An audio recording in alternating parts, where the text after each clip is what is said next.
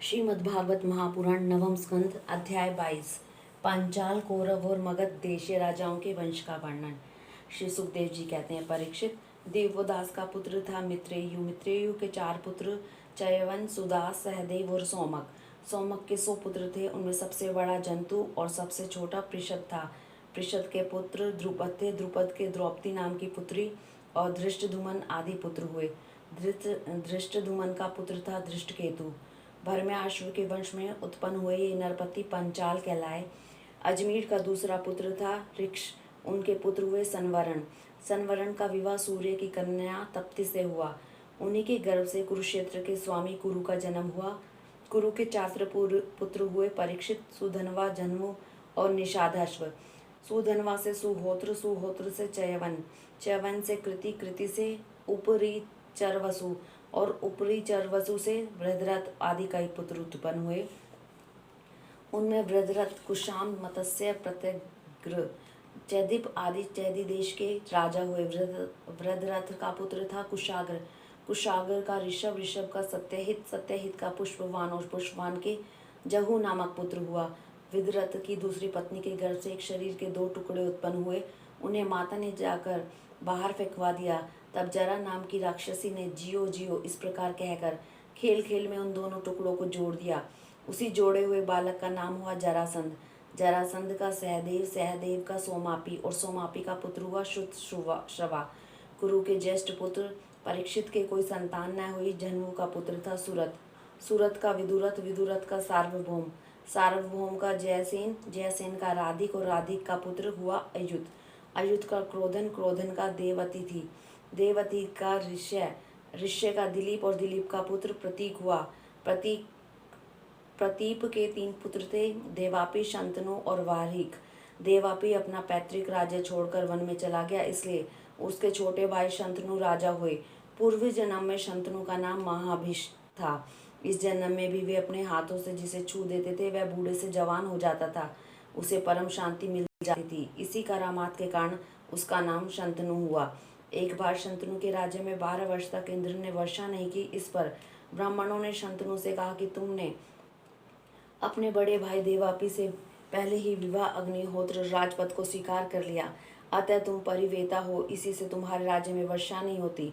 अब यदि तुम अपने नगर और राष्ट्र की उन्नति चाहते हो तो शीघ्र से शीघ्र अपने बड़े भाई को राज्य लौटा दो।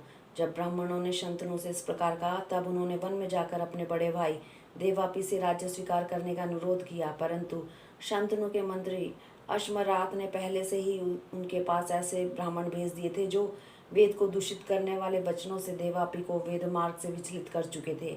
इसका फल यह हुआ कि देवापी वेदों के अनुसार गृहस्थ आश्रम स्वीकार करने की जगह उसकी निंदा करने लगे, इसलिए वे राज्य के अधिकार से वंचित हो गए और तब शंतनु के राज्य में वर्षा हुई। देवापी इस समय भी योग साधना कर रहे हैं और योगियों के प्रसिद्ध निवास स्थान कलाप ग्राम में रहते हैं।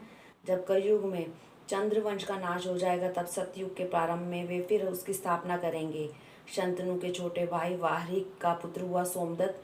सोमदत्त के 3 पुत्र हुए, भूरी, भूरिश्रवा और शल। शंतनु के द्वारा गंगा जी के गर्भ से नैष्ठिक ब्रह्मचारी भीष्म का जन्म हुआ। वे समस्त धर्मज्ञों के सिरमौर, भगवान के परम प्रेमी भक्त और परम ज्ञानी थे। वे संसार के समस्त वीरों के अग्रणी नेता थे। औरों की तो बात ही क्या, उन्होंने अपने गुरु भगवान परशुराम को भी युद्ध में संतुष्ट कर दिया था। शंतनु के द्वारा दाशराज की कन्या के गर्भ से 2 पुत्र हुए, चित्रांगद और विचित्रवीर्य। चित्रांगद को विचित्रांगद नामक गंधर्व ने मार डाला। इसी दाशराज की कन्या सत्यवती से पराशर जी के द्वारा मेरे पिता भगवान के कला अवतार स्वयं भगवान श्री कृष्ण देव पायन व्यास जी अवतीर्ण हुए थे। उन्होंने वेदों की रक्षा की। परीक्षित, मैंने उन्हीं से इस श्रीमद् भागवत पुराण का अध्ययन किया था। यह पुराण परम गोपनीय, अत्यंत रहस्यमय है। इसी से मेरे पिता भगवान व्यास जी ने अपने पैल आदि शिष्यों को इसका अध्ययन नहीं कराया, मुझे ही इसके योग्य अधिकारी समझा। एक तो मैं उनका पुत्र और दूसरे शांति आदि गुण भी मुझ में विशेष रूप से थे। शंतनु के दूसरे पुत्र विचित्रवीर्य ने काशीराज की कन्या अंबिका और अंबालिका से विवाह किया। उन दोनों को ही भीष्म जी स्वयंवर से बलपूर्वक ले आए थे। विचित्रवीर्य अपने दोनों पत्नियों में इतना आसक्त हो गया कि उसे राजश्यामा रोग हो गया और उसकी मृत्यु हो गई।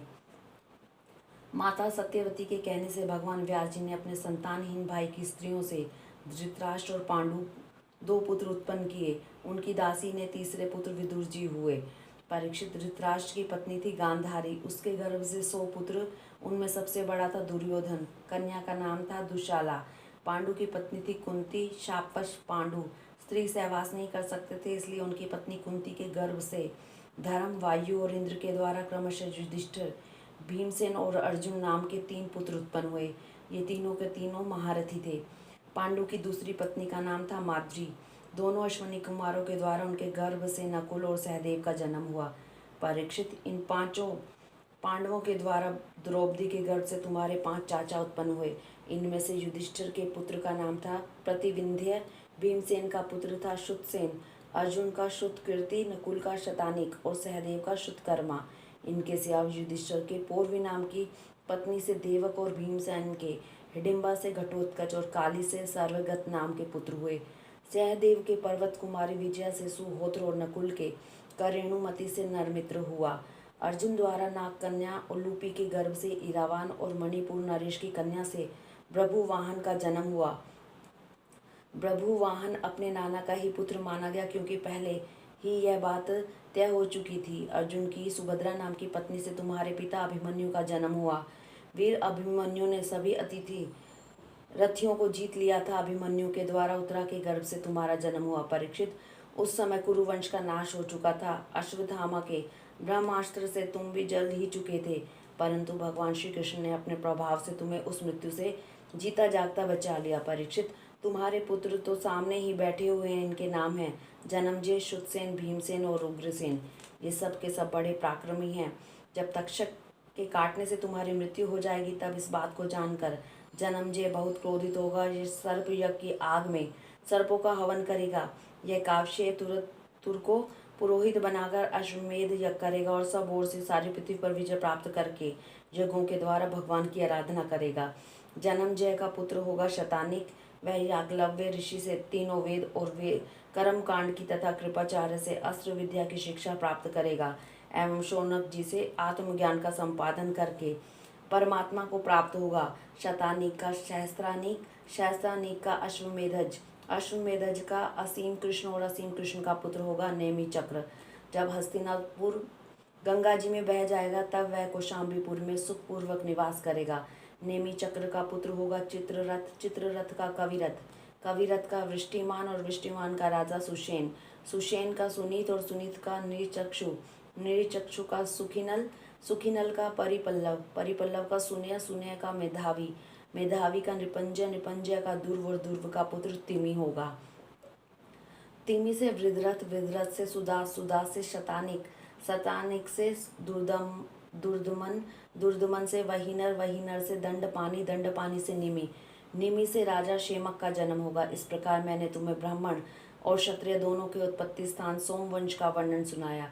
बड़े बड़े देवता और ऋषि इस वंश का सत्कार करते हैं। यह वंश कलयुग में राजा शेमक के साथ ही समाप्त हो जाएगा। अब मैं भविष्य में होने वाले मगध देश के राजाओं का वर्णन सुनाता हूँ।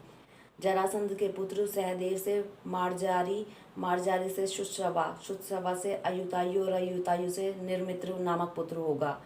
निर्मित्र के सुनक्षत्र, सुनक्षत्र के वृत्रसेन, वृत्रसेन के कर्मजित, कर्मजित के सितंजय, सितंजय के विप्र और विप्र के पुत्र का नाम होगा सुचि। शुचि से शेम, शेम से सुव्रत, सुव्रत से धर्मसूत्र, धर्मसूत्र से शम, शम से धूमतसेन, धूमतसेन से सुमति और सुमति से सुबल का जन्म होगा।